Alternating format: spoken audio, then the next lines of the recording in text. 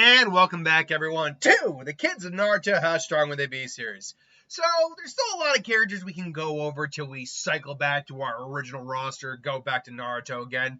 And you know what? I thought, why don't we just tackle the Akatsuki? Every one of them is unique. Every one of them can provide something towards their offspring down the line. So, I thought it'd be fun to start with Kisame.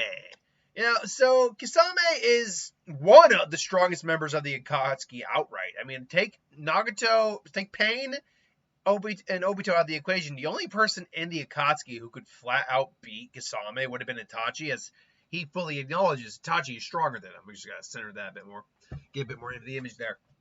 But apart from Pain / Nagato, and even then, Kisame could probably butcher a good couple of paths. He wouldn't stand a chance against the Deva path. Simply because he has no answer for Shinra Tensei, but still. Itachi acknowledged was stronger than him, and Obito just would be very difficult to deal with. But you take that out of the equation, yeah, he was like fourth strongest out of 9 of the Akatsuki, I believe. Or 10, really, because that's Sasori, Deidara, Kakasugi Hidan, Konan, Itachi, Kisame, Pain, Obito. I think that's all of them. Anyway, I digress. Anyway, yeah, Kisame is a master water jutsu user. Obviously, he has shark skin as well, Samahade. So, in theory, any kid, because Samahade is a sentient, living weapon, it chooses hosts whose chakra it particularly likes. And if a kid of Kisame is born, it's inheriting at least something similar in the nature of his chakra to make Samahada like them. So whoever Kisame's kids are, I'm going to just assume they could use Samahada if need be. But Kisame is also known as the Tailless Tail Beast. His chakra reserves are insane. Dwarfing, honestly, even Fox-enhanced Naruto back in the day. Because Neji said his chakra was comparable to Naruto's. And the only time he ever actually saw Naruto's chakra was when he fought Naruto during the Chunin exams, and he was most likely comparing it to when he tapped into the Fox's chakra. Now, but the problem is, beyond that, though, there's not a huge amount else. Master of Water Jutsu, possibly able to use Samahada, great chakra reserves. Otherwise, and he does have Earth Jutsu, too.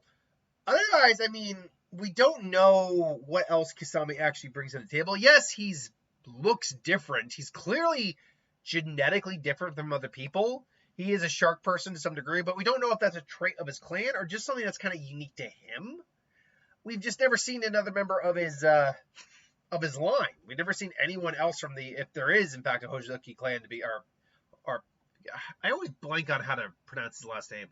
Kisame Hoshigaki. We don't know if there's an actual Hoshigaki clan or not. I believe, though, Kisame is capable of breathing underwater thanks to, because he does, and I believe, in fact, have gills, I think. 1 second. Let's see here. I'm just looking at his actual abilities right. Extreme powerful swordsman capturing. He also had a lot of physical strength. He has chakra prowess and physical prowess. Chakra and physical prowess. Kenjutsu, skilled sword user. This could also probably be a good skilled user of swords. He did have a summoning technique for sharks. You know what? I'll ask the question. Hey, internet, can Kisame breathe underwater? And now when he fuses with Samahade, he can. I know that much. Can Kisame breathe underwater? There we go. Yes, Kisame can breathe underwater. This is due to this fusion with Samahada, which grants him a shark-like feature. Okay, all right, including gills enabling him, but that's when he fuses with Samahada. He's not actually fused. Kisame has a human side, but also retains shark-like trait, according to traits, including the ability to breathe underwater. So apparently this is something he gains basically by using Samahada. So, all right, so I guess he can breathe underwater even without transforming. All right. So the question is, what does a kid between any number of ladies in Naruto look like? The thing is, from the mist, first off, I wanted to lean towards women who would actually be in his age range, so we're not looking at Hinata, Sakura, or Ino, or anyone like that this time around. Just to avoid the creep factor a little bit. Again, we're not looking at it from the standpoint of if they were somehow paired up in canon, because a lot of times that's gross. But we're just looking at it in the hypothetical nature. But for the sake of arguments, people who would be within his age range, let's start with a Mizukage. Let's start with Mei. We actually talked about Mei last week. She's very unique as she has two Kekkei Genkai, a mixture of fire and water and fire and earth, creating acidic mud like lava, or lava like mud, and just boil release. The problem is, apart from probably exceptional chakra control and solid reserves, that's really all she has going for her for what it can lean towards their kid. But this does mean several things. One, again, as I said, we're looking at someone who's probably got Samahata if, Kisame has retired as a ninja. And the thing is, if Kisame decided to go back into the fray and fight, they could just swap Samahata back and forth. This kid would have shark-like features again. I could totally see it being a daughter and therefore being a weird, being more shark-like, looking more like Mei, but more like Kisame on the shark side of things. But you'd have exceptional chakra levels, but then you would also have not just water release, but the other Kekkei Genkai as well. This could be used to some advantages because, in theory, you could manipulate, say, the acid mist similar to water because it is moisture still. There's water jutsu, like water prison, shark bullet, all that. You could, in theory, create a water or a boiling version of them, but like a boiling prison, that's a possibility. But otherwise, it'd be an improvement on both of them. It would just straight out be one. Then going all the way over to the village hidden in the clouds, we have Yugito, who is actually stated to be around 29 years old. So, let's get Mei out of there for real quick. Boop, boop, boop. Fixing this image real quick. Come on. Nope, that didn't work. Oh, whatever. This is the best image I can do. Yugito. Now, she was kind of like the last one I filled out the roster with. The problem is, because she's the Jinchuriki of the Two Tails, we don't actually see what her actual skill set is. Most, if not all, of the abilities we see from her are traits inherited from the Two Tails. She can elongate her claws. In theory, that is a trait inherited by the Two Tails, the extending your claws.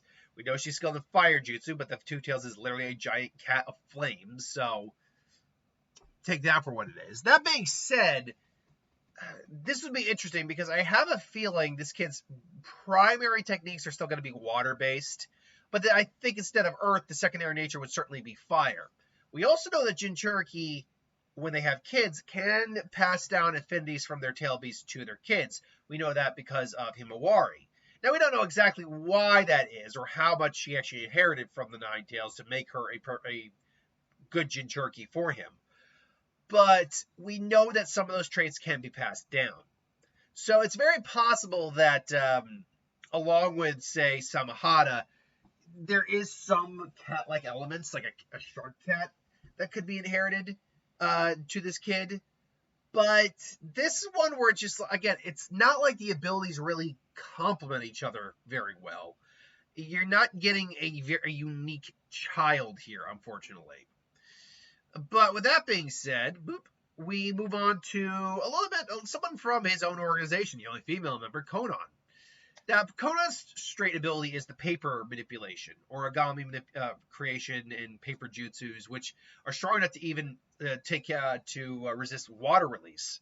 This actually, now with oil though, oil adheres a lot, clings more than say water. That's why Jirai used oil to bind Konan. But because her style of jutsu actually can just not be affected by water, that's how skilled the chakra control is infused into this paper. This actually means you would have a unique kid here, because you'd have someone who has Konan's abilities, but you amplify that with the water level of water release that Kisame has, and you have someone who is exceptionally dangerous. Because now every one of those abilities that Kisame can do, giant water spout, pouring water out. She can also just hide. You can also just hide paper within there, make a paper clone of yourself, make you think it's Samahata. And it's just like, okay, I'm gonna stop Samahata with a lightning jutsu or whatever, because we know it can't absorb elemental chakra. Find out that's not the right technique, and Yeah, then you have the merged paper shark being of.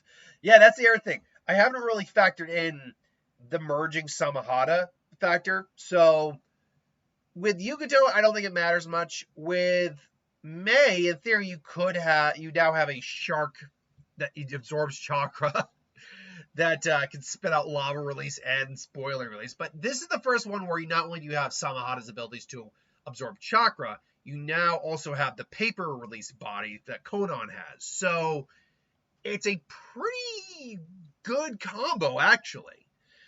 So that's unique. And then we have someone who's a little younger than Kisame, to be sure, but still wouldn't be. We haven't brought into this fray yet. Kurenai. Kurenai, we don't really talk about much because Kurenai really didn't have that strong of a story. Kurenai is one of those background characters, sadly, who really did not get her due. She's supposed to be the best genjutsu user in the village, but the only thing we ever actually see is, I mean, the games show off a little more, and some of the anime, but really she's got demonic illusion tree binding, great, one uncanny jutsu we know of, flower petal escape, which is anime only, hair camouflage, anime only, hiding and surface technique, anime only, sensing technique, anime only, and string bean binding jutsu, anime only. Oh, an evil sealing method, anime only. She also only has yin release, as far as we know. So she is not like she's still skilled, and she probably has numerous genjutsu under her belt. We just never see it. So I don't. The problem is a kid between them probably would learn some genjutsu, but because of the huge chakra reserves that they have, the chakra control is key, because that's what is key for genjutsu more than anything else is your chakra control. Because you're controlling someone else's chakra with your own. Now, that being said, you should, in theory, with more chakra, be able to overwhelm their chakra system to some degree, but I don't know. This one is one of those scenarios where, in paper, if you were able to give someone like Kisame all the genjutsu prowess of Kurenai, you now have a far more deadlier individual. But the problem is, like, no matter how many jutsu you actually know, it all matters if it fits with your fighting style. And I don't think Kurenai really blends with Kisame's fighting style. But this kid would still be capable nonetheless. Solid chakra control, probably not as larger reserve as their dad, but still. And maybe this will allow him to use some genjutsu and then come in with Samahata. Last but not least, as we usually tend to bring into this fray, Tsunade as our last one. And let's get Kisame back here real quick. Yeah, Kisame's just like, hey, baby. We gonna, hi, baby. We gonna do it. Oh, no, I'm gone. Boop, there I am. And we'll just do that real quick. So now we get more into the an interesting idea here. So again, chakra's the main chakra. Water's the main chakra element. Using Samahata, sure, shark-like features. Beyond that, though, Tsunade would stress their kid would have chakra control, or in chakra control, and probably trying to teach him medical ninjutsu. Now, Kisame on their own, or his own, can heal with the chakra that Samahata collects. But then you add Tsunade's healing factor into the fray, summoning jutsu either with slugs or sharks. Not to mention, she still has access, she still Senju, and her prime elements, chakra elements, are most likely earth, fire, and water. I think she also has lightning as well. So you're already adding probably the largest chakra reserve of any of the combos we've talked about today, because she's a Senju and an Uzumaki. So she's got massive reserves. You inherit that you combine that with Kisame, who has massive reserves, and you have a huge chakra pool. A huge chakra pool that's probably greater than the sum of its parts. Add on the fact that if you had like the 100 seals, a healing technique or something like that it's called. If you add that on the equation, you now pretty much have an invincible, immortal shark monster that will overwhelm you. Not to mention, we didn't even add the strength enhanced punching and just physical enhancements that Tsunade knows. So this is probably the strongest kid you get in this combination line. But it's also a kid that just wouldn't happen. Their age gap is too far apart for them to really, in canon, be able to get to have a kid together. But I mean, that's just my opinion. What do you think? Let me know in the comments below. Thanks for watching. Hope you enjoyed, and I'll see you next time.